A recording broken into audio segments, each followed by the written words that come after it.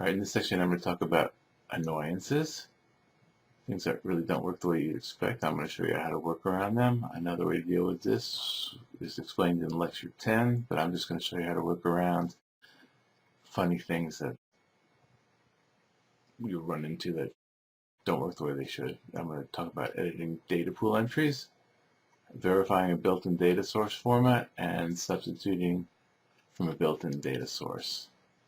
Okay, so this is showing a data pool, and the server name is not fully shown, and which makes it hard for me to get to where it says ... because if I hit the right arrow on the keyboard, which normally will get you around in a text field, it goes to the next field of the data pool, right, left. Now it's in the 0 field. Before it was in the server report.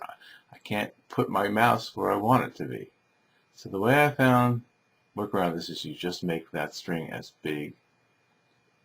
You make the server name string, expand that field, and then you can put your mouse wherever you want to, and you can type wherever you want to.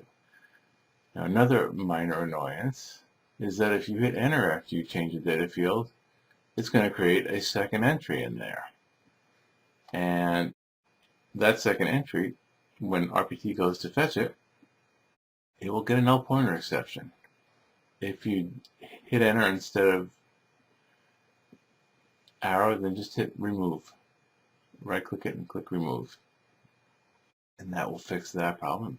So watch out for null pointers and data pools, and if that happens, you probably accidentally added an extra line to the data pool.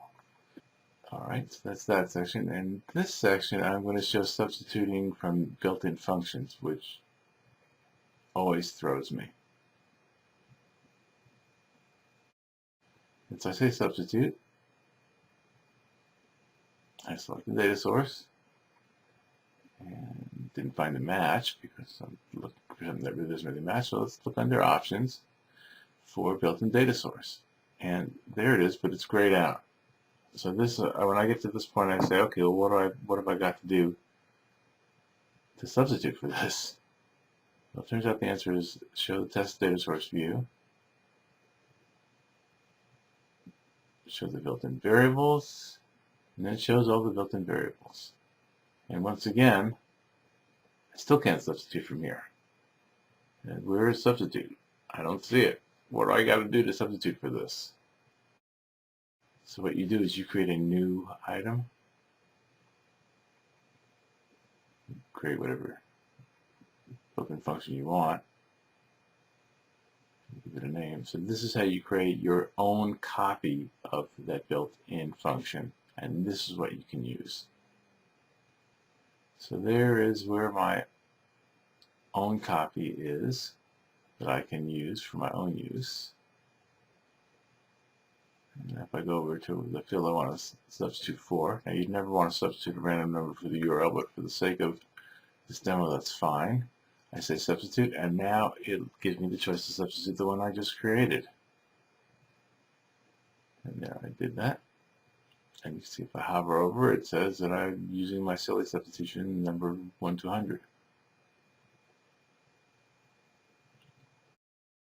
So that's how you substitute from a built-in function. It's not intuitive. You have to create your own instance of the data source for your own use.